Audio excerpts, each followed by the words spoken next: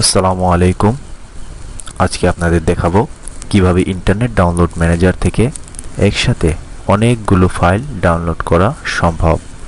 সেক্ষেত্রে আমাদের প্রয়োজন হবে ইন্টারনেট ডাউনলোড ম্যানেজার সফটওয়্যারটি। আপনারা দেখতে পাচ্ছেন এর সাথে দরকার আছে ইন্টারনেট ব্রাউজার, যার সাহায্যে আমরা ওয়েবসাইট ব্রাউজ করে ফাইলগুলো ডাউনলোড করব। এখানে একটা ওয়েবসাইট দেখতে পাচ্ছেন, ইসলামী বই wordpress.com। এখানে আপনার প্রয়োজনে আপনি যে কোনো ওয়েবসাইট বসিয়ে আপনার কাঙ্ক্ষিত ফাইলগুলো ডাউনলোড করতে পারেন। আমরা দেখতে পাচ্ছি নিচে অনেকগুলো বই, এখানে আমরা যেগুলো ডাউনলোড করব সেগুলো দেখাচ্ছে। এই পিডিএফ বইগুলো আমরা ডাউনলোড করব সবগুলো একসাথে। সেক্ষেত্রে যা যা করতে হবে সেগুলো পর্যায়ক্রমে আপনাদের দেখিয়ে দেওয়া হবে।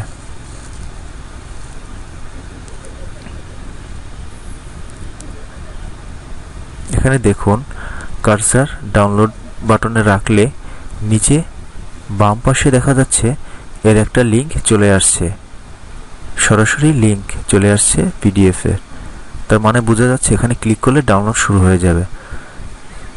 সো আমরা ডাউনলোড করব না, সবগুলো একসাথে ডাউনলোড করব। ইসলামী বই ওয়ার্ডপ্রেস এটা কপি করে আইডিএম এর গ্রাবার টুলসটির সাহায্যে আমরা কাজ করব। এখানে আমরা গ্রাবার বাটনে ক্লিক করব। এখন আমরা দেখতে পাচ্ছি এখানে প্রজেক্ট নেম, আপনি যে কোনো প্রজেক্ট নেম, আপনার প্রজেক্ট অনুযায়ী আপনার প্রজেক্ট নেম সিলেক্ট করবেন। এখানে দেখা যাচ্ছে কাঙ্ক্ষিত ওয়েবসাইটের ঠিকানাটা চলে এসছে। যদি না আসে তাহলে আপনাকে এখানে পেস্ট করে ওয়েবসাইটে দিতে হবে। এখন নেক্সট বাটনে ক্লিক করুন। এখান থেকে আপনি আপনার কাঙ্ক্ষিত ডাউনলোডকৃত ফাইলগুলো কোথায় সেভ করবেন সেই লোকেশনটা এখান থেকে দেখিয়ে দিতে হবে। এখন আমরা all file to the following ফোল্ডারে ক্লিক করব। এখানে ব্রাউজে গিয়ে কাঙ্ক্ষিত লোকেশন সেট করে দেব। আমরা বেছে নিয়েছি মাই ডকুমেন্টস। ওকে, এখন আমরা নেক্সট বাটনে ক্লিক করব। এখানে এক্সপ্লোর দি হোল সাইট এই অপশনটা সেট করলে আপনার ওয়েবসাইটে যতগুলো ফাইল আছে সবগুলো আপনি ডাউনলোড করতে পারবেন। এতে অনেক সময়ের প্রয়োজন।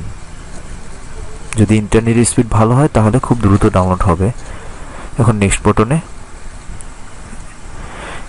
একটা ওয়েবসাইটে অনেক রকমের ফাইল থাকতে পারে, সেক্ষেত্রে আপনার কাঙ্ক্ষিত যে ফাইল আপনি চান সেই ফাইলগুলো আপনি এখান থেকে সিলেক্ট করে দেবেন। আমাদের দরকার পিডিএফ, তাই আমরা পিডিএফ সিলেক্ট করলাম। এখন আমরা নেক্সট বাটনে ক্লিক করব। ইন্টারনেট ওয়েবসাইট থেকে এখন স্ক্যানিং চলছে। এখানে চেকমার্কগুলো দেখুন, লক্ষ্য করুন। এখানে আমাদের যে কাঙ্ক্ষিত ফাইলগুলো সেগুলো আমরা পেয়ে যাচ্ছি আস্তে আস্তে, এর জন্য এগুলো চেকমার্ক করে দিয়েছি। যে বাটনটি দেখতে পাচ্ছেন সেটা যদি এখন ক্লিক করেন তাহলে এখনই ডাউনলোড শুরু হয়ে যাবে। অথবা আপনি এর পরবর্তীতে ডাউনলোড করতে হলে আপনার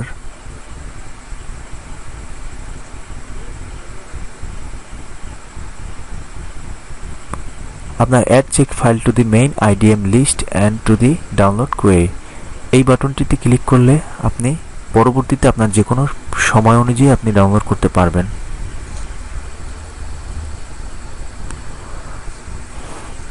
আমাদের কাঙ্ক্ষিত ফাইলগুলো সিলেক্ট করে এখন আমরা আইডিএম এর মধ্যে ডাউনলোড লিস্টে ফাইলগুলো নেব।